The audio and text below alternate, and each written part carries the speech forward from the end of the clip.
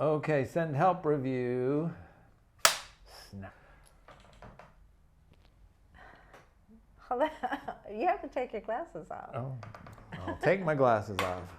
Okay, and these are my send help glasses. Your send help glasses? How perfect for... They are perfect for our send help review, right? Hey! No, don't do that. It's our first review of 2026. So you can do that. You can say it. We're back for our first review from 2026. Back for our first review of 2026. Send help, which I need right now because I would like some help because this person is being really crazy. Well, before we get started, I just want to tell everybody that stick around at the very end. We're going to reveal a little thing that some people might have missed. There's an homage to Alfred Hitchcock at the end of the movie that we will be spoiling. But before then, we'll try not to do too many spoilers. Right. No, I don't want to do spoilers at all. You don't want to do spoilers? No, because almost everything in it is spoilers. So anyway, I'm going to take these off. You don't want to spoil the fun. So you've seen the trailer. Send Help is about a mousy working woman mousy woman working in an office on the umpteenth floor. I think they're way up in the sky. It's about a woman, Linda Little, who works as an accountant, or she says strategy and planning, but she's an accountant, a numbers runner in a company. The previous CEO really liked her and had promised her vice presidency. Vice presidency, yeah. She was supposed to get the vice presidency, and then he died, and his son took over the business. And his son has no respect for her whatsoever and gives her a hard time. He's horrible to her, along with everybody else in the office. I don't think there's anybody that's nice to her at all, even the women, which is really crazy. So, but when she first comes in, she's very disheveled and she has a whole thing at home. But then the other thing that we haven't talked about. What's the other thing? About our cockatiel in our movie, The Portal. So the concept is borrowing things and putting them in your own film. So the concept is called intertextuality. And we do it a lot, it turns out. What we've recently found, and we're wondering, is Hollywood watching Stunt Kitty Films. And the reason we say that is because more often than we would care to admit, we will be watching something and all of a sudden say, holy shit, that's ours. And in fact, in this last one, in Send Help, we didn't realize it till later when we were home and we're going, oh, that's a cockatiel that she used. And No, we didn't you didn't recognize. I did not I knew it immediately. You did? You establish a character first in the office and then at home. And at home, she's talking to her cockatiel. Like I was in our movie with Portal, my cockatiel, Willem. And I'm really upset by that because let me tell you, there is no movie out there that has a cockatiel as a best friend. She talks to him, she goes over her day with him, and that's exactly what we do in The Portal. I don't know what to think about it. I mean, it could be an homage to our little film that nobody sees or nobody says they see. They won't say, this is great, oh, I love this. Well, that's possible. Like I said, it's very funny. Like I said, I like to think that it's an homage to us, and it's just like they're giving us a shout out for giving them an idea. But it's the shots are very similar. The shots are very similar. They're really similar. And like I said, in each film, the cockatiel is the spirit animal of the lead. So is yours and in this. So it's crazy. And like I said, it's just you'll leap out of your seat. Rachel McAdams. She's vying for the vice presidency of the company. And she thinks she's vying for the presidency. Yes, she thinks she is vying for the vice presidency of the company. And lo and behold, his like best friend in the office. She's Being downtrodden. passed over for vice presidency to the vice president's best friend. Right. And so she's completely destroyed emotionally. You know, if you've seen the trailer, you know. So they go on this trip. There's a plane crash, and they ended up stranded on a deserted island, just the two of them. And the plane crash is pretty crazy. So that's actually a fun moment in the. Well, the film's directed by Sam Raimi, and there's a lot of kind of over-the-top stuff. He's very much a comic book kind of director, where everything is very visual, very exciting, but there's a light edge to everything, so that things happen are kind of funny. They're just not all. So I wouldn't call it a horror film, but there are some crazy moments in it, and over-the-top moments and fun thing. I think if you're worried about going to see it because it's a horror film, I wouldn't think about that. That's kind of a debate. Is it a horror film or is it just a thriller? It's kind of, you know, it's a dark comedy, I would call it. Yeah, I would call it a dark comedy. I don't think because I think any kind of horror elements are mostly played for comedy anyways. Yeah, so yeah, they are, because we were laughing all the way through. We took our friends Charlie and Mike and Pat with us, so we could see how everybody liked it when we got out, and everybody liked it. Everybody really liked it. Oh, I think everybody. Yeah, well, I wasn't sure at first because I really wanted to see it. Right, Rob wanted to see it. So I said, okay, I think this is the first film we should see of the year. Yeah. And I wasn't sure if you were like going along just because I wanted to go, or if you were kind of intrigued by it. But it sounds like you were intrigued. No, I wanted to see it too, and I thought it would make a really fun film. Well, we like the cast. You, Rachel McAdams, you know from The Notebook. Apparently, I've never seen The Notebook. I love The Notebook. The Notebook is a beautiful movie, and Dylan O'Brien. We haven't seen as much of, but we did watch him in The Anniversary. In The Anniversary, and he played a very much a similar character, although he's even more mean-spirited in a more of a realistic, horrible way in that than in this. I mean, he kind of plays with the idea. Well, with I this. don't know. He was pretty well.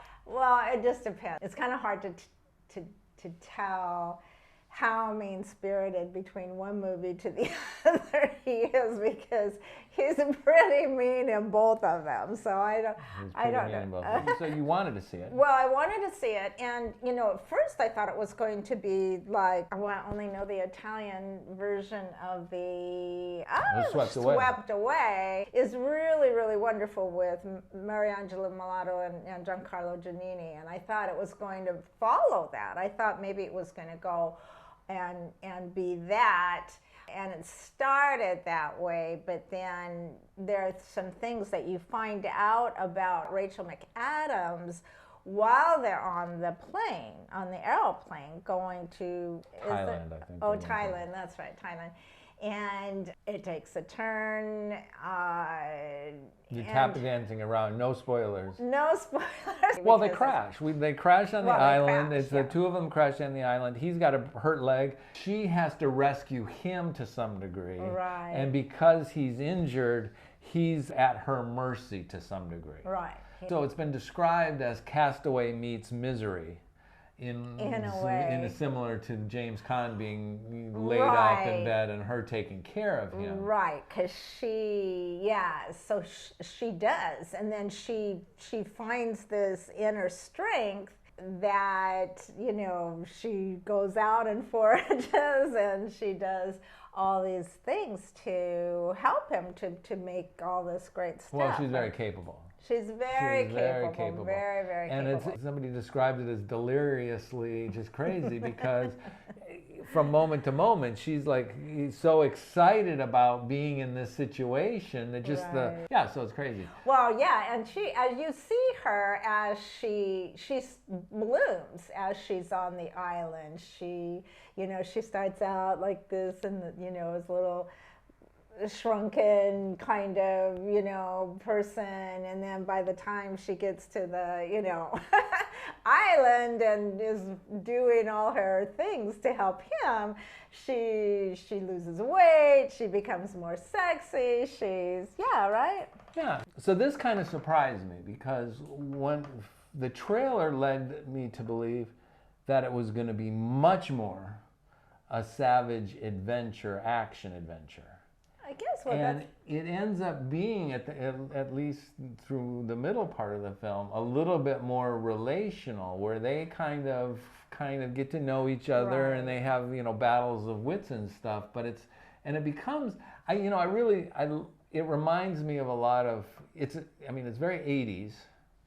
And I think partially because even though it looked like it might have been shot live on an island, it kind of looked like a set too, and it looked a little dreamlike, fabricated kind of thing. I think so. Yeah, but it all looked kind of staged. Stagey? Yeah, stagey, Stagey? yeah, which I really liked. Right. There were a lot of films in the 30s, in the 30s of the castaways, the plane crashes in the island and they all have to survive and stuff. And those are all done on the back lot. And this, while it wasn't on the back lot, it kind of felt like it was a back lot movie, and it was very. I just liked that feel, and it had that in it. Yeah. It just wasn't exactly what I was expecting, so I like that even more because it was surprising me, and it was always surprising with the kinds of twists and turns, things that you would expect, and then it went kind of a different way or whatever. And he's good at that. Sam Raimi is. He's good at taking you on a ride and throwing things at you that you just don't expect. Sam Raimi, who did Evil Dead, which is way out there and it's been about any of it. But she obviously does not want to ruin this for you. I don't want to ruin it. I think both leads are really quite good. They're wonderful. I think they're good. So he said he worked with her on a Marvel movie, I think. He did? Oh. He did. She was on a Marvel movie that he was directing or producing or something. And he felt that she was underused. He saw the talent she was. So Sam Raimi did. So Sam told her that when the right project came along, he wanted to use her because she goes back and forth and uses all of her skills, and it's just joyous in doing it. I mean, she bubbles over through the whole movie. She does. Which is really exciting. Just kind of throws herself into some of the craziest things. Now, and the violent scenes in it are practically in the trailer, I think. I don't think you'll be anything is too much for you. And when it's done in a cartoony manner. Don't let that put you off. Again, it's a fun ride. It's a fun ride. Really recommend it. Highly recommend it. So are we going to give it, 4 cats? Yeah, I would give it 4 cats. So first film of 2026, Send Help. Starring Rachel McAdams and Dylan O'Brien. We are giving 4 cats. 4 strong cats. 4 cats. If I could give it another one, I would, but we're just giving it 4 cats just because, and it's full of energy. I mean, it's really energy, and it's edited really, really great. I mean, I never got bored, so that was really great. And you were intrigued. There's surprises, and there's twists and turns in it. And you are always surprised by the twists and turns. Is it a film that you could see again? Because there's some films we see, we go, I don't think I'd ever see that again. I think I would see it again. Yeah, I would probably. It's one I could watch again. I mean, there's certain things that I watch over and over, like The Notebook. No, I haven't watched it for a long time, The Notebook. The Death Comes to Pemberley. I've seen it like 10 times, and I watch it over and over again, and I never get tired of it. It's a mystery. It is a mystery because you don't know what's going to happen. You have no idea what's going to happen. The drama in it is good, and as I said, at one point you think that they're falling in love. Before we go on to the Hitchcock homage, your first instinct was you did not like the way that she portrayed in the opening. No. Well, why wasn't it?